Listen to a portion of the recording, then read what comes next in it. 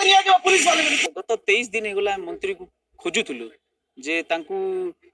पचारि कि कौन तांकर ए उपरे जो ममता मर्डर केस रे तांकर विचारटा कौन जिते बेले स्टेटमेंट आइथिला मामाणी किशोर राणा खाइतिले से दिन ठारू हम तांकु पचारि भी कहउतलु जे तांकर इस्तीफा रे ही ए जो इन्वेस्टिगेशन टा फ्री आउ फेयर हेई परिबो। तो आज अचानक आमर से घर पाखरे से छिड़ा आइथिला बेले मु तांकु जिते बेले तांको भेट हो गला मु तांकर इस्तीफा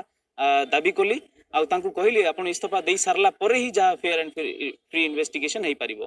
आउ से जो स्टेटमेंट भी देथिले जेते बेले 15 दिन परे तांकर जो स्टेटमेंट हेइथिला से स्टेटमेंट उपरे पचारली जे आपण एते लेट करिवार कारण कोन काहे कि एते लेट करूचंती आपण जदी आपण जदी से संपृक्त नहांती बोले आपण को जल्दी आसी कुछ स्टेटमेंट देबार कथा किंतु आपण एते लेट करिबा माने हला आपण संपृक्त अछंती से कहले जदी एई कथा हुए ताले मु 15 दिन भी लागू मु रिजाइन देबी आ जदी हेले जदी बाहरु छि बोले मते फांसी चढेले मु सेटा को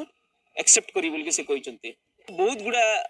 भारतीय जनता पार्टी बहुत दिन रु भी आमे तांकु इस्तीफा दाबी करी मागी आसीचु आ बहुत गुडा जिनिस हम तांकु पचारिबार थिला तापरे भी से मते पुलिस माने धक्का धुकी मारी करी साइड करी देले आ तांकु नेकी पळेले। आमी दिन रे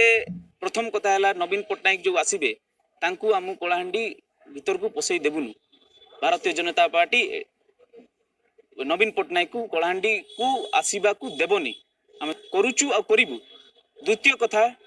दिव्य शंकर मिश्र इस्तीफा न देला पर्यंत ए आंदोलनटा जारी रहिबो।